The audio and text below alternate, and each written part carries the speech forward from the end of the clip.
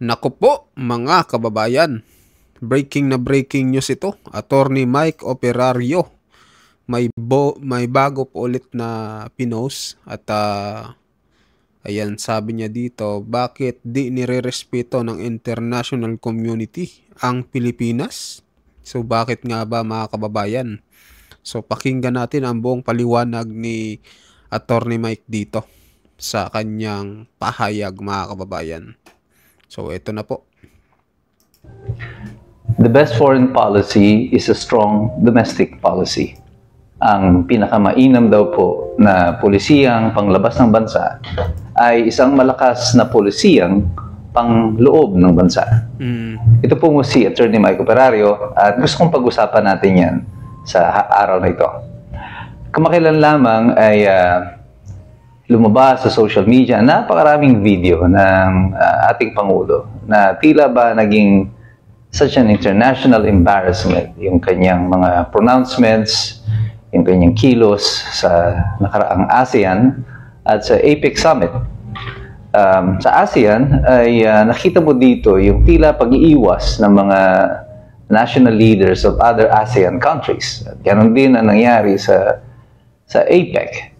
At magtatanong kayo, bakit tila hindi ito kaparehas na kaparehas or napakalayo nito doon sa naging pagtrato ng mga ibang presidente ng ibang bansa nung panahon na si Rodrigo Duterte ang humaharap noon sa ating mga kasamahang bansa sa ASEAN at sa APEC. Well, ang pagkakaiba dyan, respeto. Tama. Sa international community, the word of honor of the president, the leader of the nation, carries a great weight. Ang palabra de honor, ang salita ng isang pangulo, ay may dalang isang mabigat na mensahe para sa bansang kanyang kinakatawan. Ang presidente natin over the past few months have been mired in series of embarrassing situations and predicaments. Isang hindi katanggap-tanggap sa marami yan ay una, yung pagkakahuli kay Rodrigo Duterte at idinala pa nila sa Hague. Sa kanila, sa administrasyon sa kasalukuyan, yan ay parang achievement na pinagmamalaki nila. Pero hindi nila alam in the international community, this is such a huge embarrassment because Rodrigo Duterte is respected in the international community. Ikalawa, itong nangyaring mga involvement nila sa droga. Liza Araneta, involved in drugs, in the death of Paulo Tantoco. Their embarrassing defeat in the Senate elections. And now, the embarrassing results of the investigations sa corruption. Dito sa Pilipinas, pwede niyong lokohin yung mga tao, pwede niyong paganahin yung mga troll ninyo, nasabihin na ganito ang nangyari, bayaran niyo yung mga sino-sino pa, kontrolin niyo yung Senado at yung House, yung ICI, yung Ombudsman. Lahat ng mga yan pwede niyong gamitin para lokohin ang sambayan ng Pilipino. Pero you cannot fool the international community. Matatalino po yung mga yan. Hindi nyo kayang bulahin ng mga yan. Alam nila yung totoo. And what you're doing right now to the country is putting our country in a seriously embarrassing situation. Na ang respeto ng mundo sa atin ngayon ay napakababa at parang iniiwasan tayong may ketong ng maraming mga bansa. Ano? Would you imagine meeting the president of Korea at the APEC Summit, the very same president who told you na hindi na nila tayo pautangin kasi nga baka nakawin lang yung ating salapi. And during the ASEAN, President Marcos was hitting on China. Binabanatan mo yung China dahil akala mo ito ang gustong marinig ng Amerika. And we're trying to suck up to the United States, feeling na baka ito ang gustong marinig ng China ng USA na nilalabanan natin ang China. Rodrigo Duterte understood this geopolitics very well. He weighed the options, he weighed yung mga sirkumstansya na nakapalibot sa atin. Tinignan niya kung sino ang ating mga potensyal na kaaway. their own estimates, China and the United States, yung kanilang military experts have predicted that it is inevitable, na hindi na po talaga may iwasan, that eventually China and America will go to war. Ang China nga has rescheduled already in advance yung potential war schedule nila. They have their own war schedule, and they predicted that it will be somewhere in 2027.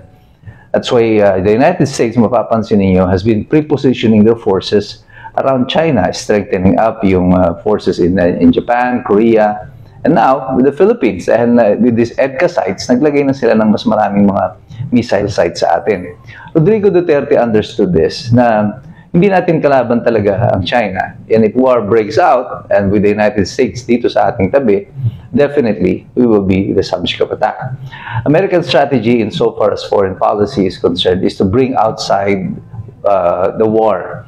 Kailangan ang giyera ay labanan sa labas ng Amerika.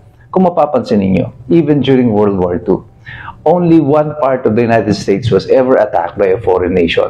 It was Hawaii. Hindi pa nga siya umabot sa mainland, hanggang Hawaii lang.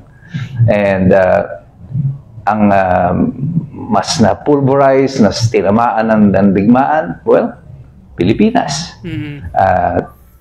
Bahagi ng Thailand, at yung mga colony states ng Britain, Thailand, Vietnam.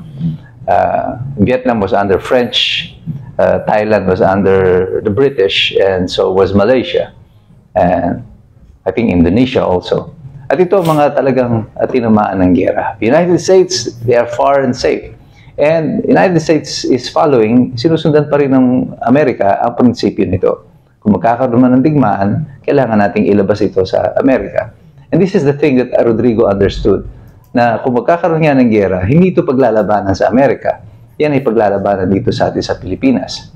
Tayo masasaktan, tayo mamamatayan, tayo madudurog. But he understood also na ang Amerika at ang Pilipinas hindi pwedeng magdigmaan because we have a mutual defense treaty with the United States. So the chances of the US attacking us is very small. And I mean, China, the probabilities of China attacking us is very big kasi wala naman tayong formal na kasunduan sa kanila. So it was important na hindi magkaroon ng tension between us and China.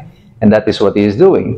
Because kung tayo ay makikipagdigmaan or makikipag-away sa China just to please America, ang gagawin lang ng Amerika niyan, pwede rin tayong ipagkanulo ng Amerika sa China at sabihin, oh, kung gusto niyo, hindi ko tutulungan ng Pilipinas pag nag-away kayo, pero you have to give me certain concessions. At ganyan nga ang nangyayari sa kasalukuyan. Makikita niyo itong si Bongbong Marcos, parang gustong-gustong ipinakikita kunyari kay Trump na inaaway niya yung Amerika, pero yung Amerika patuloy naman nakikipag-usap sa China, and they're doing trade deals already with China. At tayo naiiwan, nakahawak lamang tayo sa laylayan ng pantalon ng Amerika. And this is the thing that the leaders around Asia and Asia is seeing. They're seeing a leader that is weak, a leader that has no strong domestic policy, a policy that is mired with corruption, na puro korupsyon ang meron tayo sa bansa, involvement sa droga, at walang malinaw na direksyon ang ekonomiya ng ating bansa. That is why we are not earning the respect of anyone at this time. That's why I said, umuwi si Bongbong Marcos dito sa APEC at sa ASEAN meetings na ito, empty-handed. Wala siyang napala, walang investor na pumunta sa atin. At ngayon, nagmamakaawa sila at tulungan daw natin sila para pagandahin ang imahe ng ating bansa. Mr. President, you are the President.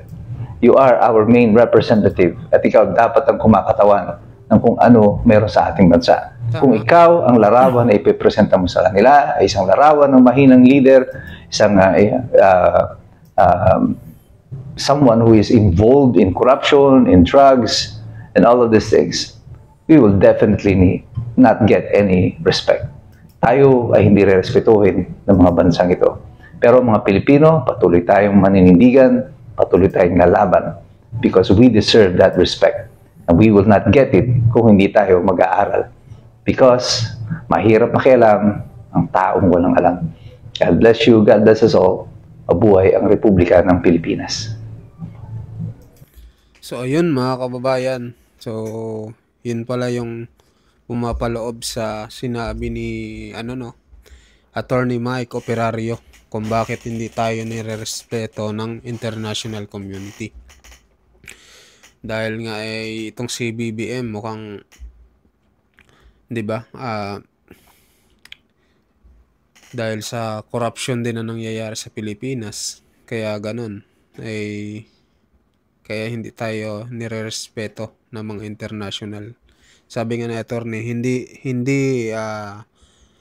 hindi bobo yung mga yan. Alam niya kung anong nangyayari daw dito sa bansa natin. Kung ang Pilipino ay kayang bilugin ng mga leader dito sa ating bansa, pero yung international, yung mga leader sa ibang bansa, hindi nila kayang bilugin. So, ayun nga mga kababayan, kaya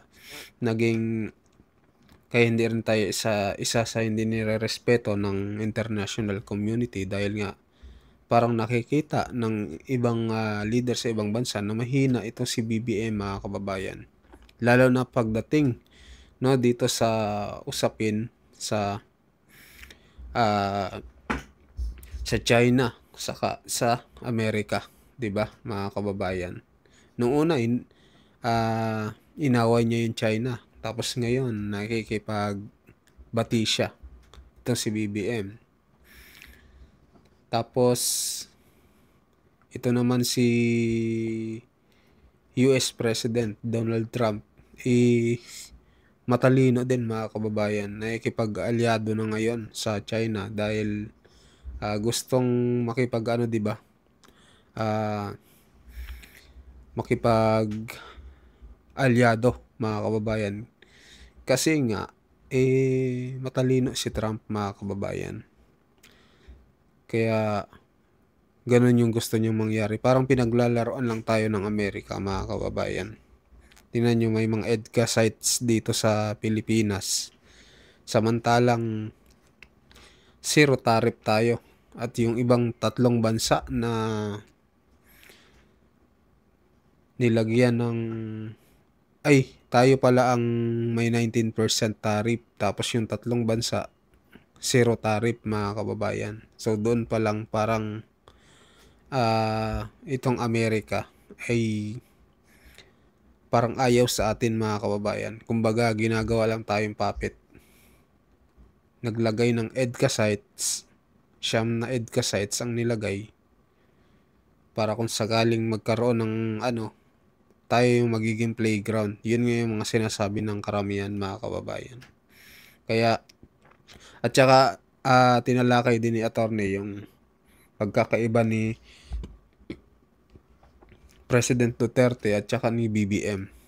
So kumbaga dati daw nung panahon ni Duterte, mas nirerespeto daw tayo kaysa ngayon hindi tayo nirerespeto. Parang ang pangit ng tingin sa atin ng mga international dahil nga sa nangyayaring corruption dito sa Pilipinas. So yun lang naman mga kababayan, maraming salamat po sa mga nanood ng ating video. Pa-like and share po, at sa mga bagong pasok dyan, pa-subscribe po ng ating channel. So malapit na pa tayo mag 400,000 subscribers. Maraming salamat po mga kababayan.